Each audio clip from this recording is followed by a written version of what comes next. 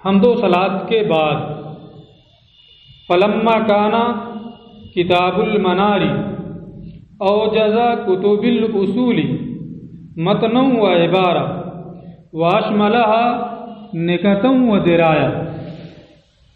یہاں سے ملا احمد جیون رحمۃ اللہ تعالی علیہ منار کی شرح لکھنے کا سبب بیان کر رہے ہیں۔ اصول فقہ کی بہت ساری کتابیں تھیں،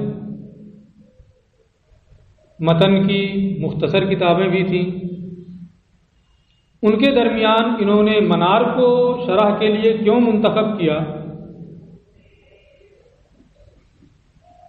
اس کو یہ بیان کریں گے۔ اسے بھی بیان کریں گے کہ انہوں نے شرح کیسی کی ہے اور کن حالات میں انہوں نے یہ شرح لکھی ہے۔ ان چیزوں کو اپنے خطبے کے بعد یہ بتا رہے ہیں، اور پھر اس کے بعد منار جو متن ہے اس کی عبارتیں آئیں گی اور یہ اس کی وضاحت کریں گے۔ وبا حمد و صلات کے بعد فلما کانا کتاب المناری، تو جب کتاب منار جو متن ہے نور الانوار کی، اوجزا کتب الاصول، اصول فقہ کی کتابوں میں انتہائی مختصر کتاب تھی، بہت ہی مختصر کتاب تھی۔ کیسے مختصر تھی؟ متن و عبارت، متن کے اعتبار سے اور عبارت کے اعتبار سے، یعنی بہت مختصر عبارت اس میں ذکر کی گئی تھی، اور لیکن یہ اختصار ایسا نہیں کہ بہت سارے قواعد چھوڑ دیے گئے ہوں، ضوابط چھوڑ دیے گئے ہوں اور دو چار ورق میں اس کو لکھ دیا گیا۔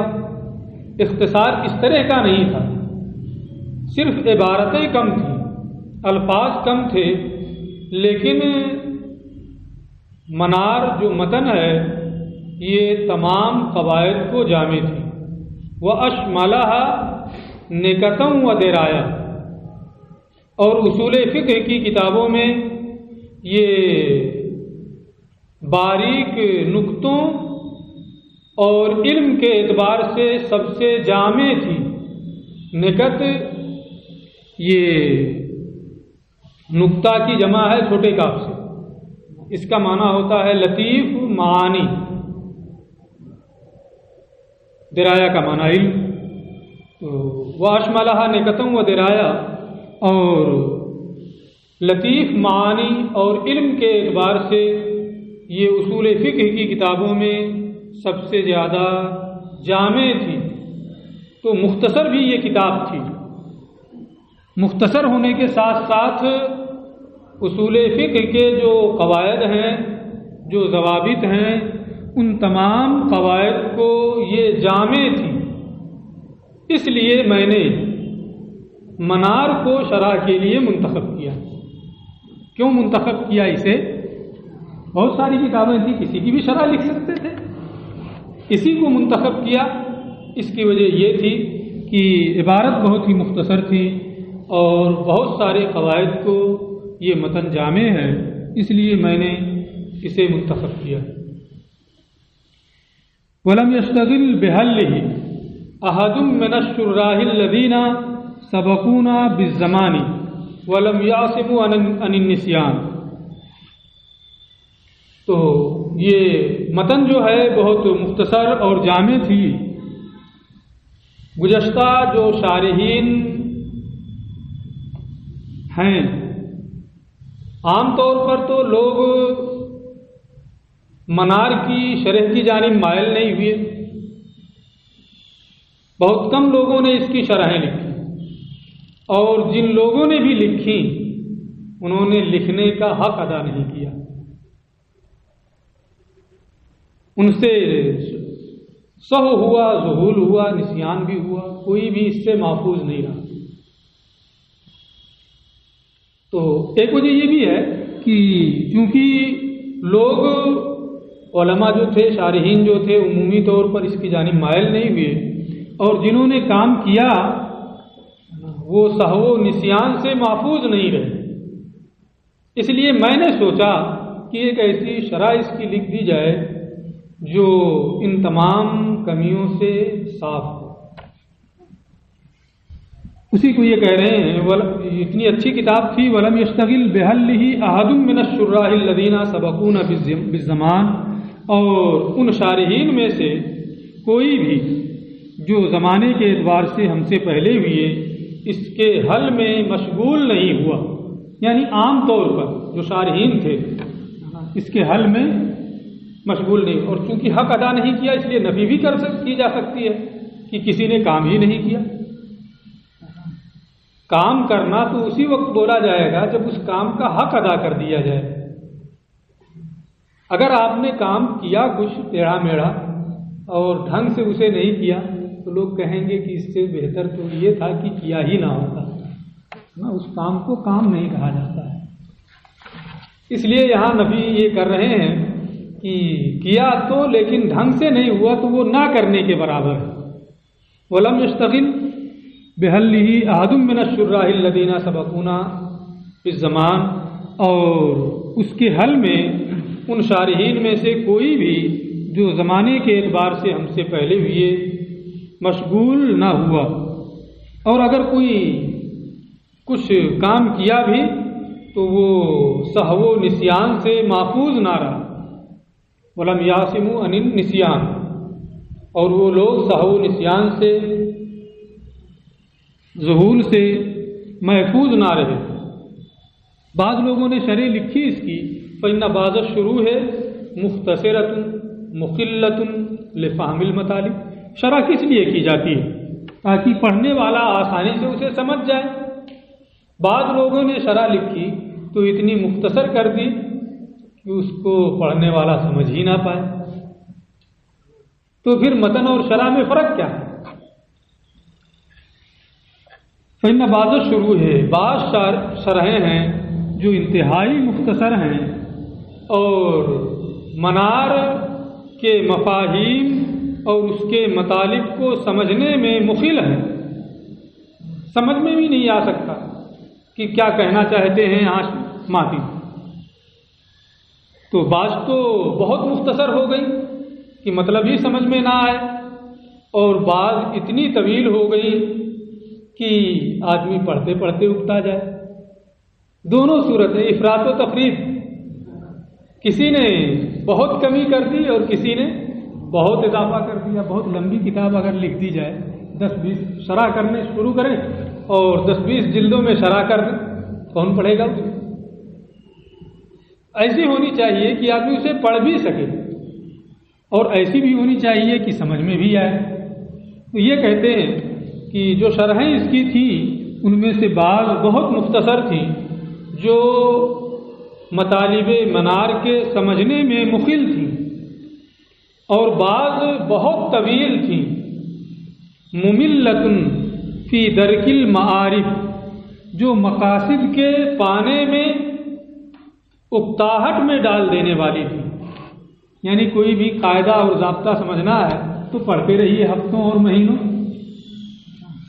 تو آدمی اکتا جائے گا کہ نہیں اکتا جائے گا۔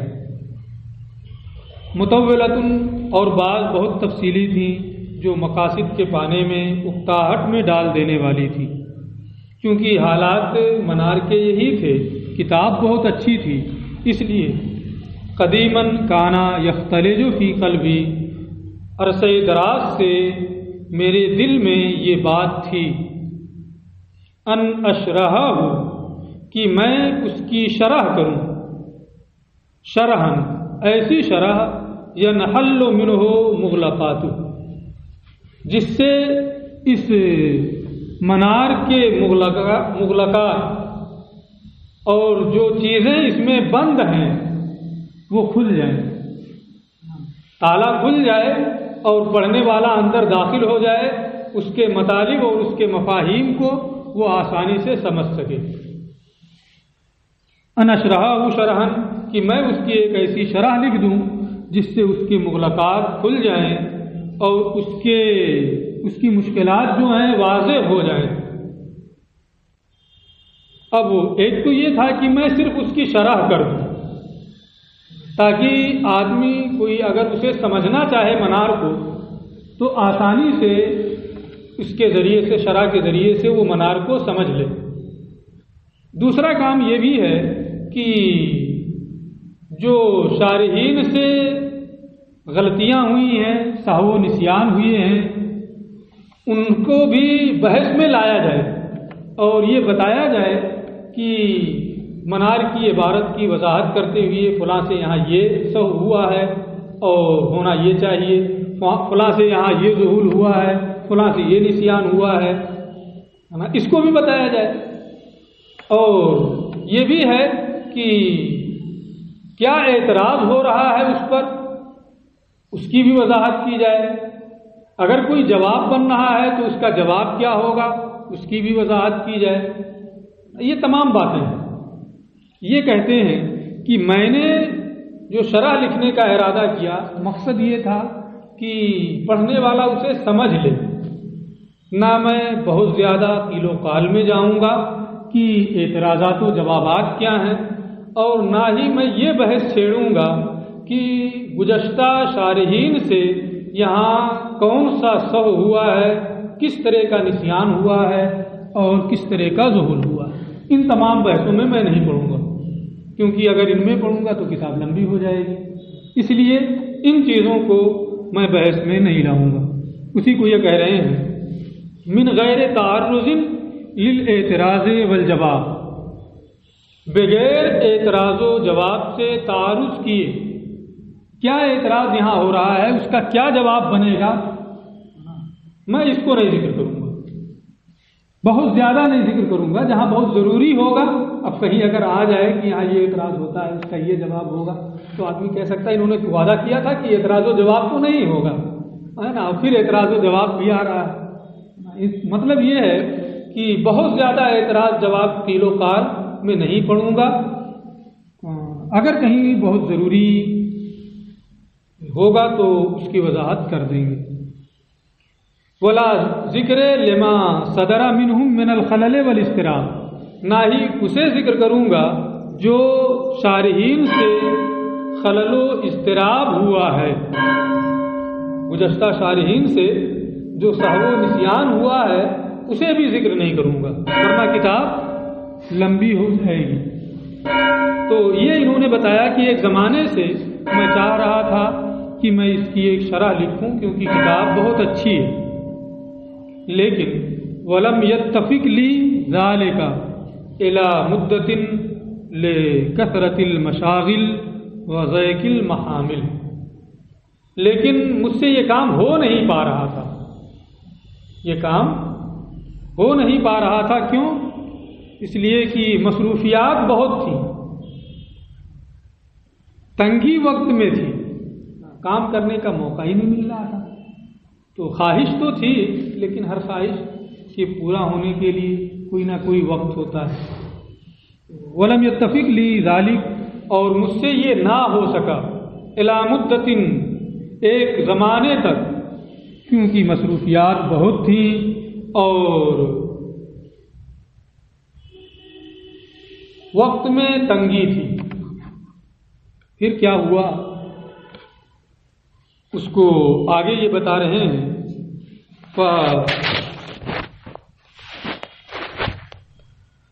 32 منٹ ہو گئے۔ فَإِذًا أَنَا وَصَلْتُ إِلَى الْمَدِينَةِ الْمُنَوَّرَةِ وَالْبَلْدَةِ الْمُكَرَّمَةِ، انہوں نے اس سے پہلے یہ بتایا ہے کہ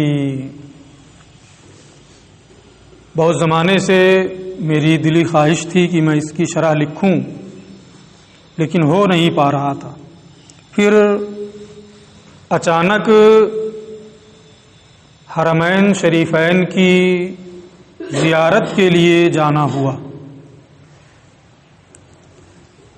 فَإِذًا وَصَلْتُ إِلَى الْمَدِينَةِ الْمُنَوَّرَةِ، پھر اچانک میں شہر رسول مدینہ منورہ اور بلد حرام یعنی مکہ مکرمہ گیا۔ تو علماء جب وہاں جاتے تھے تو برکت کے لیے ہی صحیح کچھ پڑھتے پڑھاتے بھی تھے تاکہ وہاں کی برکتیں مل جائیں. یہ بھی گئے تو وہاں کے جو علماء تھے ان کی شہرت دور دور تک تھی. وہاں کے علماء نے ان سے نور المنار پڑھنے کی فرمائش کی کہ آپ وہ منار پڑھا دیں. انہوں نے ان کی اس درخواست کو قبول کر لیا اور منار کا درس دیا. جب منار کا درس دیا انہوں نے تو وہ درس وہاں کے علماء کو بہت پسند آیا.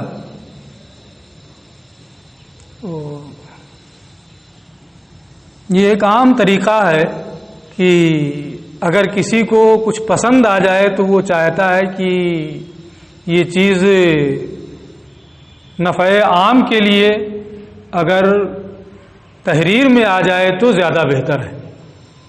انہوں نے وہاں درس دیا, لوگوں نے پسند کیا, پھر بالکل فرمائش پہ فرمائش ہونے لگی کہ آپ اس کی ایک شرح لکھ ہی دیں. ضروری ہے کہ آپ اس کی کوئی ایک مناسب شرح لکھ دیں. تو ان کی خود بھی پہلے سے خواہش تھی اور جب کوئی کام کرنا ہو اور دباؤ بن جائے تو وہ کام بہت آسانی سے ہو جاتا ہے, اور جب کوئی دباؤ نہ ہو تو ہوتا ہے ابھی یہ کام پڑا ہوا ہے, ابھی وہ کام پڑا ہوا ہے, تو اسی میں وہ کام ملتوی ہوتا رہتا ہے. تو پہلے تو ان کو وقت نہیں مل رہا تھا, وقت میں تنگی تھی, لیکن جب شاگردوں کا زور بڑھا اور فرمائش پہ فرمائش ہونے لگی کہ نہیں آپ اس کام کو کر دیں, نہ وقت کی ضرورت ہے, تو پھر انہوں نے یہ تیار ہو گئے. اور اللہ جس کو چاہتا ہے جس طرح سے نوازتا ہے, بغیر کسی کتاب کی طرف مراجعات کے نور الانوار منار کی انہوں نے شرح لکھی.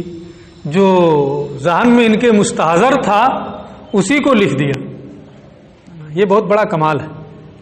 ایک تو یہ ہے آج ایک کتاب لکھنے کے لیے سینکڑوں کتابیں اکٹھا کرنی پڑتی ہیں.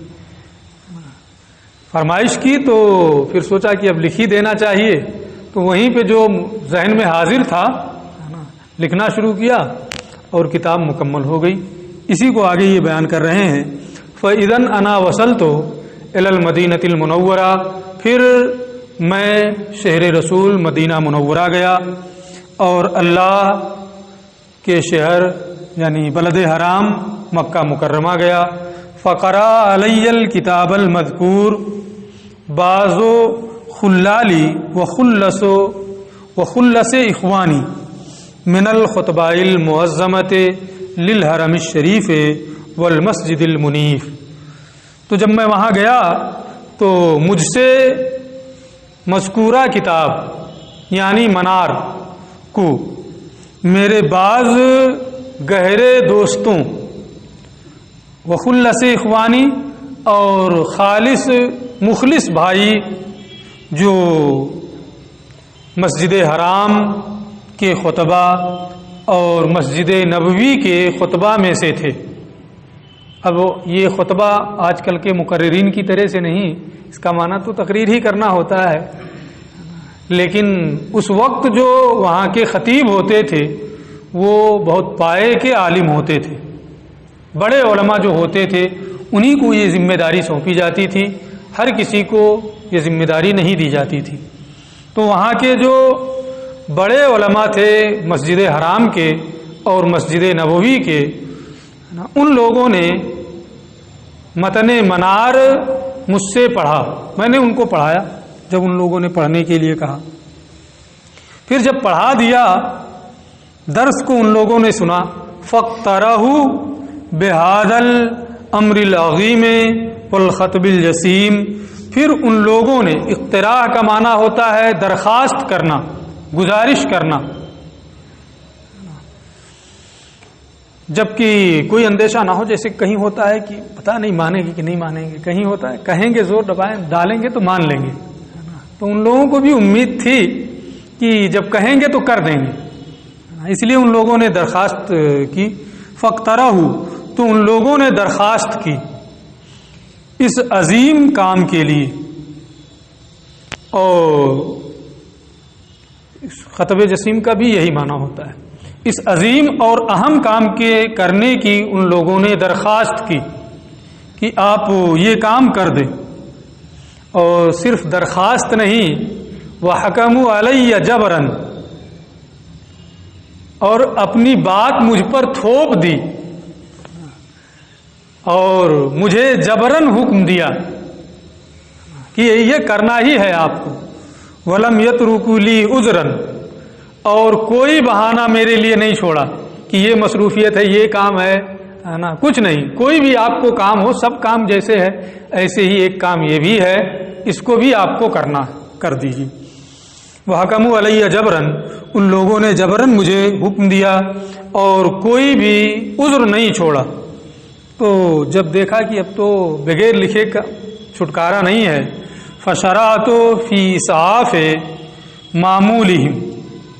اسعاف کا معنی ہوتا ہے حاجت براری، کسی کے کام آنا.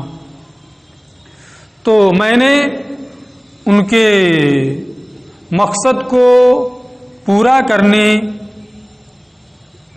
کی ٹھان لی اور اسے کام کرنا شروع کر دیا. فشرعت، اور میں نے ان کی آرزوؤں کو پورا کرنا شروع کیا. وَإِنْجَاحِ مَسْئُولِهِمْ، اور ان کی درخواست، ان کے سوال کو پورا کرنے کے لیے میں نے یہ کام شروع کر دیا. علی حسب ما کان مستحضرا لی فی الحال من غیر توجہ الی ما قیل او یقال، اس طریقے پر جو فی الحال میرے ذہن میں تھا، یعنی جو بھی مجھے مستحضر تھا، میرے ذہن میں حاضر تھا نا، میں نے اسے لکھنا شروع کر دیا. قیل و قال کی طرف میں نے توجہ نہیں کی، یہاں کیا اعتراض ہوا ہے، اس کا کیا جواب دیا گیا ہے. پہلے بھی یہ اس کو بتا چکے ہیں کہ میرا پہلے سے بھی یہی ارادہ تھا کہ بہت زیادہ قیل و قال، اعتراض و جواب کی طرف میں توجہ نہیں دوں گا. بغیر قیل و قال کی طرف توجہ دیے میں نے یہ کام شروع کر دیا. جو بھی میرے ذہن میں تھا میں نے اسے لکھنا شروع کیا. وَسَمَّيْتُهُ بِكِتَابِ نُورِ الْأَنْوَارِ فِي شَرْحِ الْمَنَارِ، اور میں نے اس کا نام نور الانوار فی شرح المنار رکھا.